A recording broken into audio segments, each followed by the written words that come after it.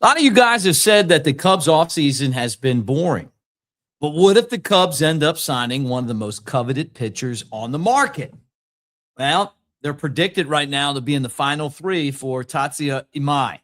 Good news. We're going to get into that. They also re-signed one of their key pieces to last year's bullpen, Caleb Thielbar. So we're going to get into both of those things right here on the Cubs Baseball channel. Like, subscribe, thumbs up, hit the bell. Let's talk about baseball today. Slide some Cardinals cracks in there or don't. What doesn't matter? I just love the fact that the Cubs are kind of sitting back, waiting to make a move, something that they've, under Jed Hoyer, have kind of proven that they'll do. And maybe we're being a little impatient right now for what could be a great offseason. Let's go.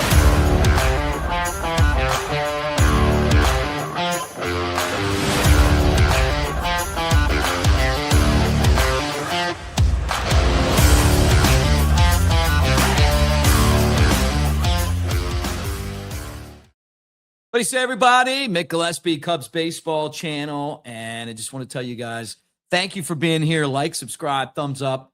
Be part of what we do on a daily basis. Get in the comment section. And just to let you know, man, we appreciate you guys being part of this. We're doing this, and it's because of you. So thank you every day.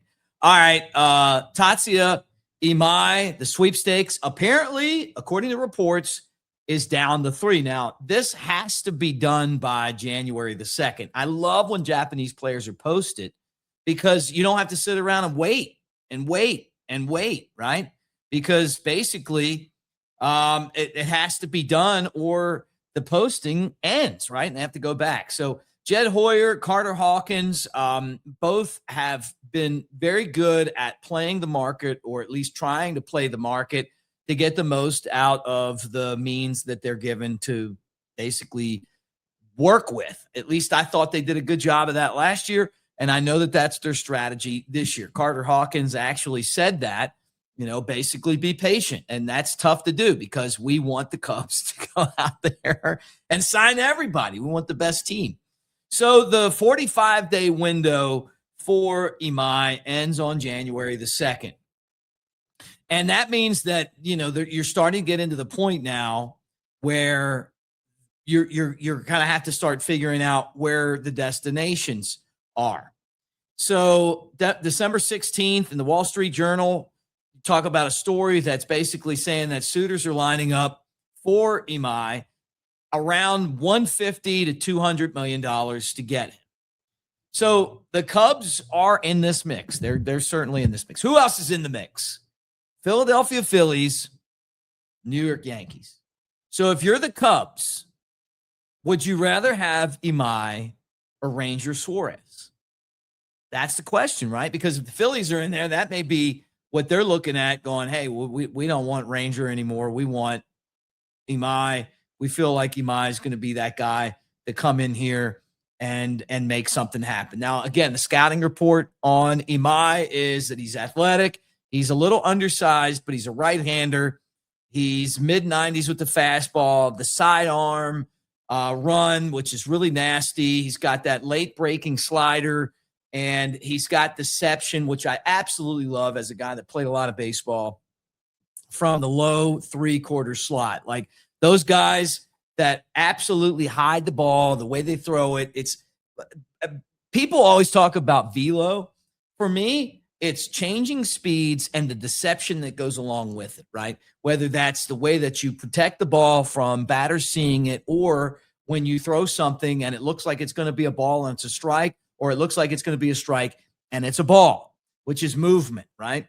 I don't care as much as a lot of people do about velo. I care about outs, and not giving up runs at the same time. So, now, you're talking about a guy that's 5'11", super competitive. Sometimes his fastball can get up 97, 98, 99.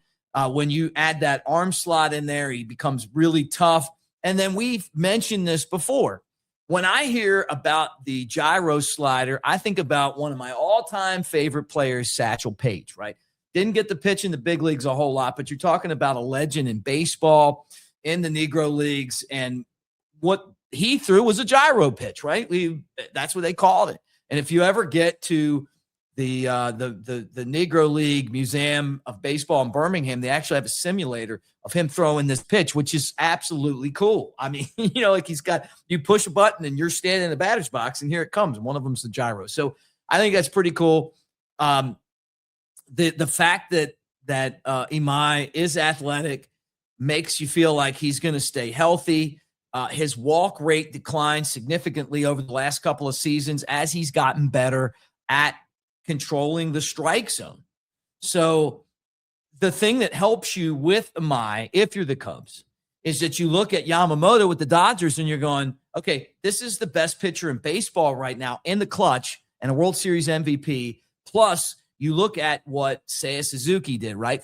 30 home runs? Did he have 100-plus runs batted in? Had a great postseason. And I don't even feel like he's really touched what he could potentially do because he's dealt with injuries. Loved him in the DH spot. I know that if the Cubs don't sign Tucker, then he'll be a guy that we'll see out in right field a lot. But you're talking about a fastball, slider, splitter, changeup, and curveball mix for Imai. So it's exciting to see the Cubs being right now projected as one of the 3 finalists for Imai. And that may be why the offseason is slow for the Cubs, because if your whole offseason is going to be basically around this signing, right? So maybe you don't get him. Maybe instead of Ranger Suarez, maybe you trade for Mackenzie Gore. Maybe you do it anyway, and you give up one of the guys in the rotation. I think the Cubs got to be aggressive like they were last year, like they were under Theo Epstein, go after superior talent. And I love these guys from Japan because they have come in and they have just done a fantastic job of becoming some of the best players in Major League Baseball. Now I want to tell you guys about AveD. Join Mick Nation. That's our QR code right there. You guys hit that QR code and join right now. We got swag, hats to give away. We're working on some other stuff as well. But we also do cash prizes each week, and it's all free, right? This is just our Web3 home. It's, we're not a casino. We're just trying to make it fun for you guys to hang out. Right now, we're picking college football. Alabama and Oklahoma are playing on Friday. That's the game that we're doing this week. You can pick each quarter of that football game for $250. So if you get the score right in all 4 quarters, you're going to win $1,000. How fun is that? So take advantage of that. Be a part of it. It's also part of our run with Kelshi. Kelshi, the prediction market. And you know what? The question is, maybe I should check and see what Kelshi thinks about where Imai's going. I check in it, and Imai's not in there. But I'll tell you what is. The prediction market right now for the destination for Kyle Tucker is Toronto, 41% of the money right now, which is $29,000 plus exchanged. Toronto, the Los Angeles Dodgers, Cubs are way back there. Anyway, we appreciate Kelshi and want you guys to check that out. Now, some good news for the Cubs, and that is this. They re-signed left-hander Caleb Thielbar. I don't think this is a surprise. I got a feeling that the Cubs would really like to re-sign a few of those pitchers that helped them so much in the bullpen. Guys that we didn't expect to have great seasons, but they did. So Caleb Thielbar, 38 years old. He had a 2.64 ERA, pitched 67 games last year. So him and new Cub, Hobie Milner, are the lefties in the bullpen. Obviously, he's got to go through a physical, which I'm sure by now is probably, done. When you have these left-handers that come in and get the job done, you absolutely love it. And he earned this contract. I feel like he did earn this contract. So the big one is going to be Brad Keller. Where's he going to go? We'll keep an eye on that. He's one of the guys who a lot of teams are coveting right now. But the Cubs will have Thielbar back, so they got a couple of left-handers netted now for the bullpen next year. Thank you guys for hanging. Make sure that you like and subscribe. Give us a thumbs up. What do you think about Imai? Would you rather have Imai, Ranger Suarez, Zach Gallen, or go make a trade for Mackenzie Gore? Do you think the Cubs are going to be able to pull off one of those 4 guys? And do you think that the Cubs would maybe get 2 of these guys? Maybe you move somebody else and you bring somebody else in to the rotation. What we know right now in baseball is that you got to have 3 guys at the top of your rotation that get it done to win big, right? To win a World Series. You got to have that. And I feel like the Cubs kind of got that feel, and they're working towards that. So that's a good thing. So we'll find out. But anyway, thank you for being here. Like, subscribe, thumbs up. We'll do it again. Numbers are absolutely fantastic. And I want to thank all of you guys that are international viewers of the show. I know there's a ton of you that are from Venezuela. Love Venezuela. Great baseball country.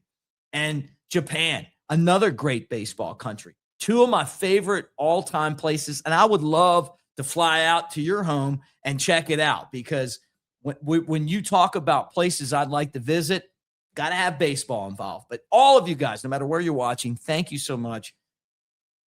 Like and subscribe. Give us a thumbs up. Be a part of what we do every day. And again, go